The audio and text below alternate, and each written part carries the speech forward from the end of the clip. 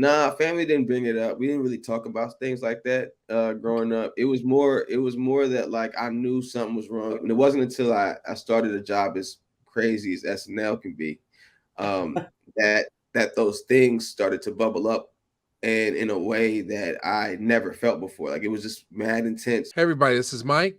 Hi, and I'm Tesa, and you're watching the Reelblack podcast. And we've got a great conversation ahead for you today. Oh my God, we sure did. We had the honor of hanging out with Chris Redd.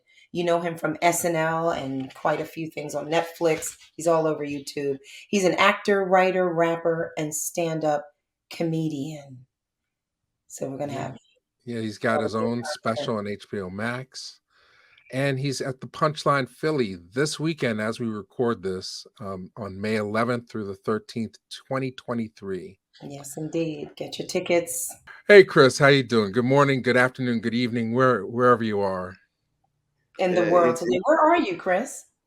I'm in New York, but 11:38 is still early for me. So good morning is to you. Gotcha. It's actor, writer, rapper, stand-up comedian. You do it all. Is there anything you don't do? Go to sleep. Apparently, that's about it. That's about it. Well, you know, it's Yeah, interesting because you started off as a rapper and now you're yeah. doing stand-up. So, how did you lead into all that? Well, I've Going always been about like I always knew I wanted to create. You know what I mean? And so music was the first thing that really moved me, mm, and I worked hard at that for like years. I mean, until I was like 20, 21, and it wasn't until I was 23 that I started doing comedy because like I thought I was just gonna do this. I spent all my money doing it. I wasn't seeing the return that I needed to see. And I had put everything I could into it. And so it got to a point where it was just like, man, am I gonna keep doing this for 8 years, hoping I make it or whatever time it's gonna take, or should I switch some things up and try to figure it out?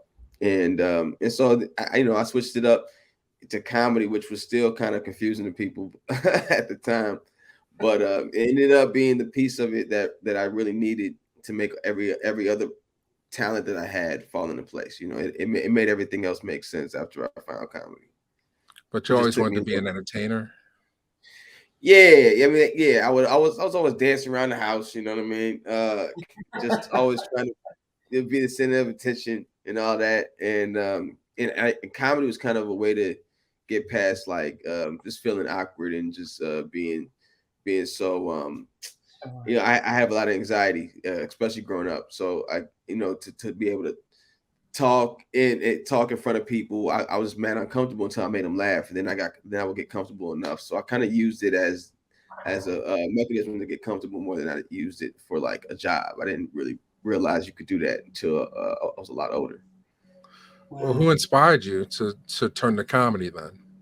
Was there a person or Uh, just a moment or Richard Pryor was like that was the first CD that was in the house, and he was turning his like issues in the jokes in this really cool way, and just being mad aware about his life and the things around him, and I was really envious of that, and I really wanted to be that kind of person that thought that way, that like if no matter what was going on or was wrong, and because I was a depressive and I had anxiety and I didn't know how to identify any of this, that I identify that way of thinking. Like nothing can really be wrong if I can turn it all into something positive, Mhm. which is not totally true, but like that kind of helped me get through until I could understand more what I was actually going through. And comedy really helped me get there. Absolutely. Like I know you wanted to expound a little bit on the like some of the mental health issues that are going on in the world today. And for me, it's really, I think it's awesome that a lot of celebrities are starting to speak about it, including like Charlemagne, who wrote a book about it. You talk Mm. about it.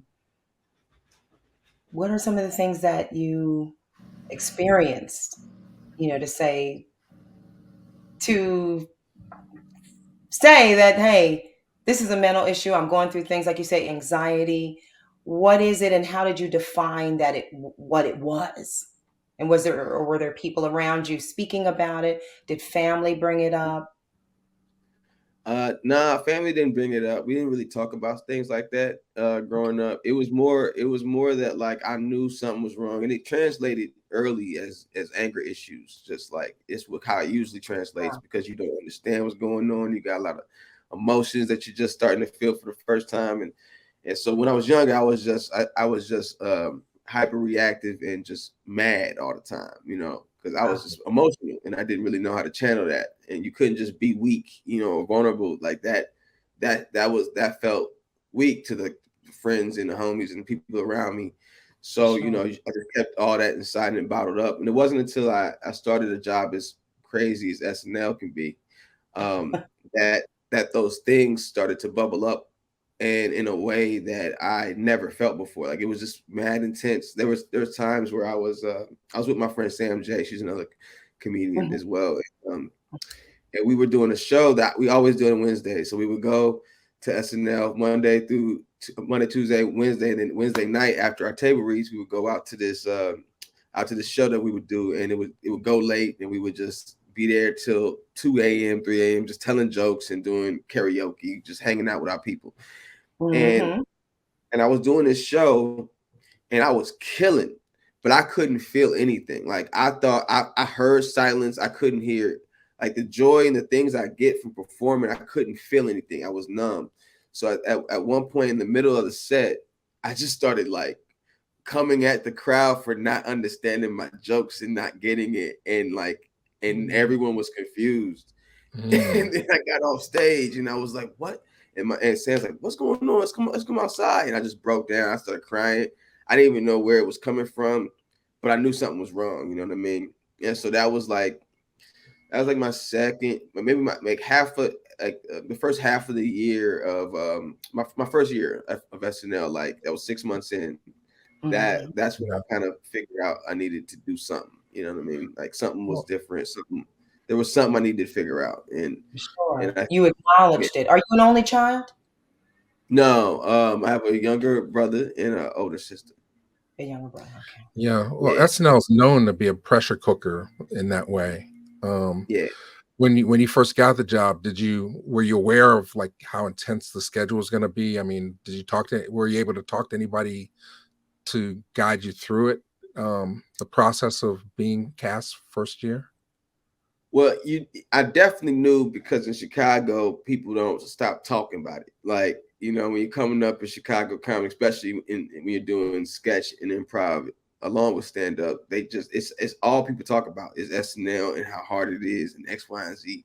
And Mm. I was like known to out hustle everybody. So like I ain't never been scared of any hustle. I was like, I'll get in there and I'll do my thing. And I wasn't scared of that one. It was the first job that challenged me in that way, but it challenged me in different ways I wasn't expecting, in the ways of like people having opinions on you, people just like not even looking at your comedy specifically, but because your comedy is coming from an institution, they brand it as something else that you didn't intend it to be, and there's like a lot of like idiosyncrasies that I didn't see coming, and no one can really warn you about that because no one knows how anything's going to affect you. Like there was certain stuff that didn't affect me at all that affected other people, and there was other stuff that really affected me that, what I mean. So it's just all about like what you're trying to get out the job, what your expectations are.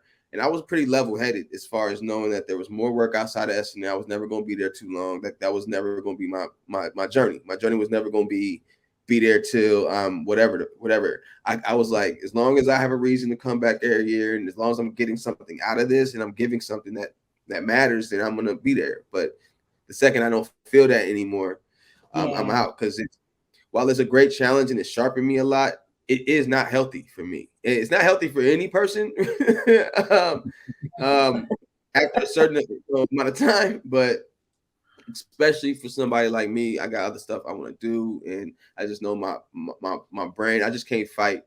I can't fight for 10 minutes every week forever. Like I just can't do that. You know what I mean? It's just not going to be a thing I do.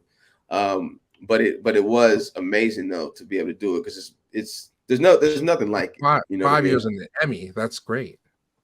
Yeah, I feel like I did all right. I put some Yeah. numbers up, You you know. You, Put some you numbers did up. you did quite all right, because I read somewhere where you initially auditioned and then you Yeah, didn't get it, but then suddenly you man. turn up on the 2017 episodes. How did that come about? Was it a phone Yo, call? Were you excited? it was bananas. So like, okay, I was on the road with Jay Farrell the first time, right? So like, Mhm. I'm on the road with him. I had just done the movie with with Andy Samberg and them, and I just did a pilot with Tina Fey like a couple years ago. So between the span of like 3.5 years, I had worked with these cool people who have done well on that show, and so I guess they were like telling them about me or whatever, but I didn't expect to be on the show or anything like that. I did get the call, and I was in New Orleans. And then I went to New York and I auditioned for the show like everybody else. And in my audition class was Alex Moffat, Melissa Villaseñor. Like they got hired that year. And so I went into audition with them. As I'm getting back on this plane, this blogger or whoever he was, no, I know who he was. Dude, Sean McCarthy. We're cool Oh, the now, but Thomas man, Comic. he pissed me off with this. But he had Uh, Thomas coming, and he's a good writer. But he had like broke the news that I got the job, and I hadn't got the job yet. mm, I had just been there to audition, but he had oh, said wow. I got the job with Mikey Day because Mikey Day had gotten promoted that year. So while we're getting back on the plane right after the audition, everybody in Chicago is spreading this article that Sean wrote. And I'm like, wait, this not how you get jobs. I've gotten jobs before. This is not how it happens. You don't find out from Facebook and then your people tell you. So then I'm calling them like, yo, is this what's going on? And they're like, no, that shouldn't be. And I'm like, I know. Can someone take it down? And I got too much traffic, so no one was taking it down. And then so the whole city thought I had the job, and I didn't have the job yet. And I had Mm, heard like, Lauren likes to give you that news, and this could hurt my chances of getting it on the show. And so I started asking like all the people. I started asking Lonely Island, couple of people who on the show, like, yo, is this gonna hurt my chances? So I ended up not getting the show. I was put on hold though, and so that means basically they pay you for a hold, and at any time during the season they can kind of bring you up if they want to. I knew they wouldn't, but it was nice that they did the hold because they understood that wasn't my fault. You know what I mean? And then that next year I came back. I skipped past like most of the auditions just to the callback. I went right to the callback. It had been a year. People asking me if I was on the show when I clearly yeah. wasn't on the show. So I was a little bitter. I ain't gonna lie. I was a little bitter at this point, but I was like, I wasn't trying to badmouth the show or nothing. I was just gonna come in there like, yo, I'm just gonna do my thing, keep going. Cause in my mind, I had already made. I was like, I'm just gonna be one of them guys that never made the show. I'm gonna go off and I'm gonna be successful doing whatever is meant for me. Exactly. Mm. So I went, did my thing. I guess I was funnier that time, probably because I didn't care as much and I wasn't, as nervous because I was like, I know how to do this audition. Like I don't know, What did they ask you to do for the audition? What'd you have to do? It was, they told me they said no, it's the same kind of outline for everybody, but I think it also there's an unspoken thing of like if you're going, if you're confident in what you're about to do, just go do what you're confident doing. Yeah. There's like they want to see this many impressions, this many, this. You go in with what you know how to crush, you know what I mean, and do it well because that's what you're auditioning. You're auditioning you and your perspective. So whatever Mm, gets that across, that's how you go. And that's what I went with. I was like, I'm not gonna do a certain amount of impressions because I don't really like them like that. I'm gonna do some characters. I'm gonna show y'all what I do, but I'm not changing much from what I'm doing on stage because I got shows tomorrow, and that's kind of there how I you go. approach it. Mm. But I had like 8-9 characters in there. So I did a lot within a little time, but I was already naturally doing that. I just didn't want to. I just didn't want to do fully what they wanted me to do because I didn't want to Mhm. come off not natural, and I also was a little bit being irritated by it made me be more forward thinking about how I wanted to show up in that space, and it helped. It was because it was a stronger audition all around, and I was like, all right, so I made the best choice.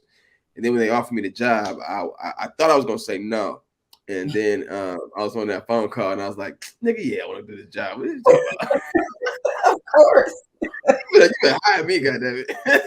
Well, Oh, it seems man. like you were groomed for this in a sense that you did Second City as well as stand up. I mean, do you have a preference between sketch and stand up? And what did you learn from being at Second City? I was, being at Second City, really taught me how to write, and write for TV, write sketch, to perform, learn how to take an idea, something you see, and really churn it in a way that you can write for other voices outside of yourself. Whereas stand up really taught me how to hone the voice that I have, and the perspective I have, and how to just stand on that stage and deliver everything I want to say, through a means of character setups and the different levels of writing. And so they both taught me different things that I kind of blend together now in this cool way. But for a long time, it was hard to kind of blend those things in. So it took me a little bit longer to get good at it, but it was worth the work though, for sure. And what's the writing process? Do you talk it out, or is it pad and pencil, or pad and a Yeah, pen? Or it's everything. So sometimes I have I have like a lot of notebooks. My notebook in my phone has like 55,000 notes in it. You know what I mean? Sometimes it's a sentence. Sometimes it's a few words or a concept. And then like sometimes I don't like to push myself if it doesn't feel natural. That's what SNL is a big think tank all the time. So you're always constantly trying to figure out different ways. And so sometimes you're right just by bouncing some ideas off. You keep doing it, then you write it down once it feels good. And so that's kind of how it is now. Sometimes I'm like, all right, let me take this sentence up on stage. I'm just going to improvise for 5 minutes on it and see where I go. I record it, go back, write it, and sharpen it. So every set, you're sharpening a different piece of it, or you're making sure that this piece is funny 10 times. If it can be funny 10 times and it actually works, versus if it's funny one night and it's not funny 5 other times, that's not funny. It was just lucky. And so there's like a lot of probability that goes in it, a lot of, a lot of different things. So Wow. so I use the concept of every kind of creation. Sometimes it's just a character. I see a funny person do a funny thing, and I'm like, I got to figure out a story that works well with that character. So I just kind of have to figure out those things. But that's the fun part, is figuring all Yeah. that stuff out. right. And that's some good nuggets for some aspiring comedian writers out there that may be listening right now. It definitely paid off for you because you won the Primetime Emmy Award for Comeback Barack. That Comeback Barack. I gotta say that right.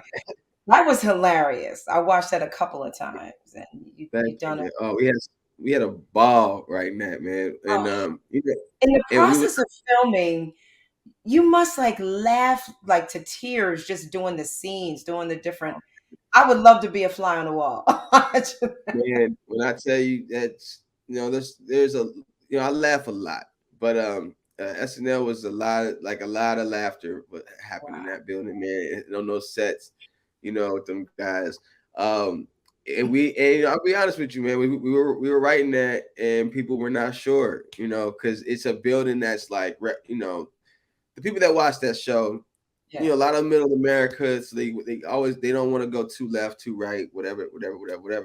And a comeback Barack was very, very democratic style joke, you know what I mean? And they were like, well, we don't want to be too. But I was like, this is funny. This is what people are feeling right now. It's exactly like there's very rare times where you can like speak, like you can tell a joke that everyone's feeling at one time, like, Yeah. and it was just a very rare moment, and we had to fight for that thing a little bit, and but I'm glad it went our way. I don't think people thought it was going to be as big as it was, and Yeah. I mean, Well, including Seat us. Filler is another one. It was That's another hilarious. classic sketch. That's my joint. Shout out to Gerard and the boys that wrote that joint. They still on the show now. Please don't destroy. They're so much fun to work with, man. Yeah, that joint.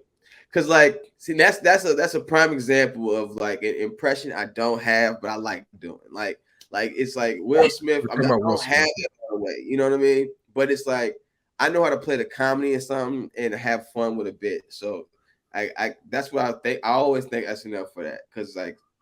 like there's a certain confidence that show gave me in a way that like, even if I don't sound like somebody, I can just have fun with it and make it my own, and I feel way more confident about that than I did when I first got there. So I really Yeah. appreciate Your impressions are great. You've done like Cory Booker, Kanye that. West, Eric Adams, the New York mayor.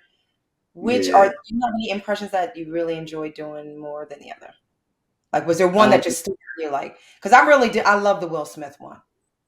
That was fun. I mean, my version of Will Smith is really fun. I did like doing the song. We did a song with Method Man and I forgot the host that night that week. But we did the Fresh Prince of Bel Air. We did our version of Yeah. it, and it got real dark. It was really fun. Oh, Um, man. but Eric Adams was one of my favorites, Mhm. just because it was just like somebody that I know. You know what I mean? Like it was just Right. because in politics it wasn't a whole lot of really fun people to play, bro. Like that, like Kanan wasn't already doing. You know, it was just like there was Corey, and Corey is a good guy. You know, and good guys sometimes are harder to make fun of because they're good guys. You know? And but and Eric is a good guy, but he's also Eric. You know what I mean? And so there's Exactly. just like And it's a level of hustler there that like I had been waiting for it. It was one of them political political impressions that just fell in my lap, and it was so much fun. And as many jokes as we wrote, I was making them up too. So it was just I just felt in right. the zone between that and Ye. Ye is the perfect amount of genius and crazy that is Mm-hmm. just like so much fun. I love playing a crazy person, and I'm not calling him crazy all the way. I'm a little crazy, so I it is what it is. But Right. it's always fun playing somebody that outspoken. Yeah. It's always a good time, you know. Yeah. That are characters within themselves. They have different ways Yeah, they move, the way they speak, the way they talk, and it just yeah. it's hilarious. A It lot of fun things that you've done on SNL. How do they choose like what material they're gonna use? Because you do a lot of writing and sketches, and then it's like which one? Boom, eeny, meeny, miny, every boom. every every week they have a writers night, but people have been writing sometimes since that Sunday, since that Monday. It just depends on how people are working. But you submit all your sketches, and on Wednesday we read about 48 of them, between 45 and 52 sketches. I think they may have dwindled it down because that is a lot. It got it, because there was a lot of people when I was there, so there was a lot Mhm. more slots. I think Is they it started a to go table down. read? Yeah, it's a big table read, and so Okay. you go by so even out of those like 30 to 40, 50, there was mad sketches that didn't even make the table read. You know what I mean? So when I tell you that like Tuesday night and Wednesday are some of the funniest days because there's a lot of really funny stuff that just never gets seen at all. And then on the table read, there's mad funny stuff that never gets seen either. And they just pick based off the laughs. They pick based off of how much fun the host is gonna have in something, what the host wants to do, what they know will work, or what they high probability. So like a character that we've seen before, or like one of the more famous cast members is bringing back an idea that everybody loves, so they put more faith in that. It's just so and then it's just based off like pure funny too. So you have kind of all those things working in Well, one, and it seems to me like if you're working on that show, you'd write all your sketches during the off season, and then you just retail with them, yeah, based on. you would think so, but that don't work often. When I tell you because the beauty of the show is something that happens that week can show up on that show Saturday. You know what I mean? So Mhm. it's really all about like it's hard to write for the future. You don't know what that week's gonna feel like. You don't know what's gonna be in the Yeah. zeitgeist. Then something Yeah. last summer can easily not feel like this. Like now, I did this song. I would write songs during the summer, and then I would bring them in, and I would tailor them because like with songs you can kind of get a joke that could work no matter what, and a style, and then it's really about waiting on like the perfect thing to make it all make sense. But I had to learn how to do that, Mhm. and I eventually did for Chris Rock's episode. We did "Bottom of Your Face," and I had wrote that the summer before, but we were still in the pandemic, so it all made sense. You know what I mean? But say we had been out of the pandemic, that song would never have worked. It would just been a song that just sat there. You know what I mean? So it's Time. that's the risk. Yeah, it's the risky run. It's all about timing. Like the Barack song, we sat with that for almost a year before we did it. You know what I mean? Like it, we knew we were going to do a Barack song. We had to Yeah. figure out the timing, the host, the musical get. We had to figure out all the things had to line up. it's a fun game. I do miss that. Yeah, I know we're talking. I miss because it's such a high stakes game of just chance, It's a you know what I mean? lot of moving parts to it, you know. Yeah. Yeah. So then, when you move on to your own show, Bust Down, Yeah. what skills are you taking? I mean, what's the difference in terms of being a repertory Oh, player on Saturday Night Live and then being an executive producer, co-creator of your own series? man, everything. First of all, Bust Down was a black production. Yes. What does bust down mean for all the people that may not know? It means a lot of different things depending on where you're from. It I means had a something that feeling. from it means to bust down your rollie for a lot of generations of people. That was the beauty of it. It's because you have four different people from four different places, and there were four different types of ignorance trying to like be friends and get through the world and get through the day. And bust down kind of encapsulates everything in our culture because it means something different for everybody, but everybody knows and has heard that term before.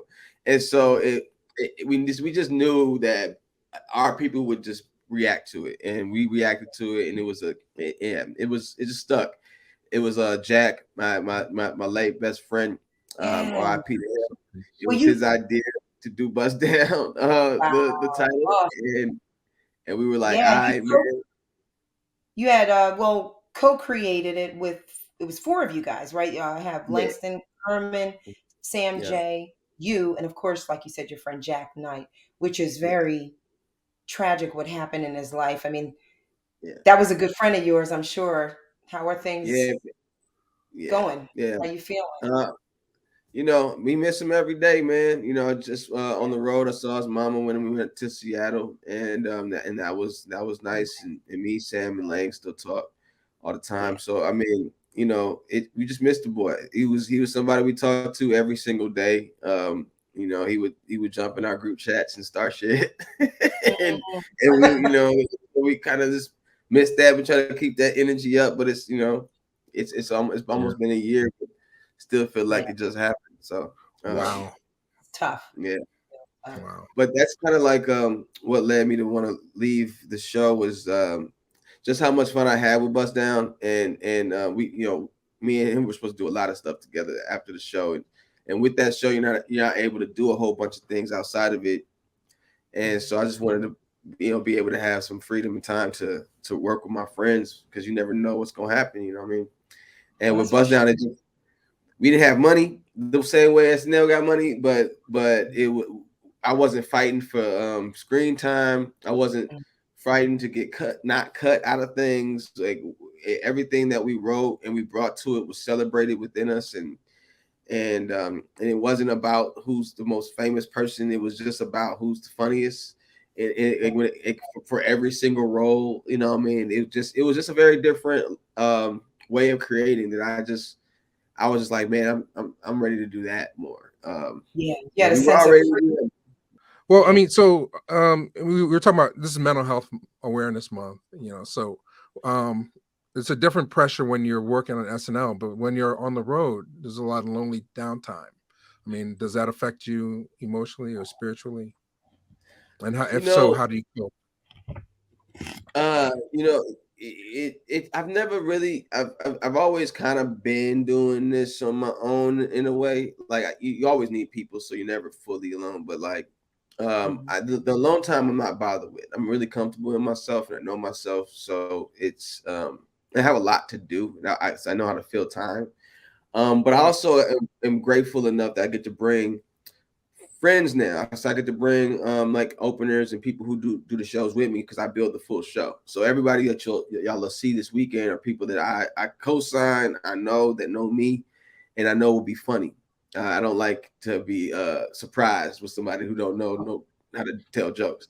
Uh, so that really helps because we go to every city and we just discover things. We go out and we see the city, we eat at the hot spots, and then we come back and we make fun of the city and we talk our shit. So it's Right. for me, it's really just getting to know places and doing research, or if it's a place I know, getting to see people that I don't get to see because I don't have time to like hang out a lot, you know. And I like coming home now because I got a family and everything. So it really is about it's really about taking the time to just research and learn more, you know, or read or just or write. So I use the time productively. I don't get lonely. Lonely is for people who are bored, and bored. I don't get bored. You know what I mean? Gotcha. I got too much to do. We can't wait to see you. Y'all are amazing. Y'all gonna come to the shows? What's up? Yeah, Tesa's gonna be there Thursday. I'll be there Friday. Thursday. I'll check So you out. Hey, we'll have all right, to cool. So I gotta warm up a little bit for Tisa. You know, I gotta Yeah. warm up. You know, Yeah. Thursday's my warm up show. They don't do anything. Hey, thanks for watching, and I hope you enjoyed this interview with Chris Redd. Thank you, Punchline Philly, for helping to set this up. If you're not in the Philly area and you want to catch Chris Redd, please check out his Instagram page where he's got a list of his tour dates. And if you want to see an extended version of this interview, it's about 15 minutes longer. We talked. Please join our Patreon. For as little as $3 a month, you'll have access to an extended version of this interview. So please do that. Thanks for your support. We'll see you next time. And subscribe to Reelblack too.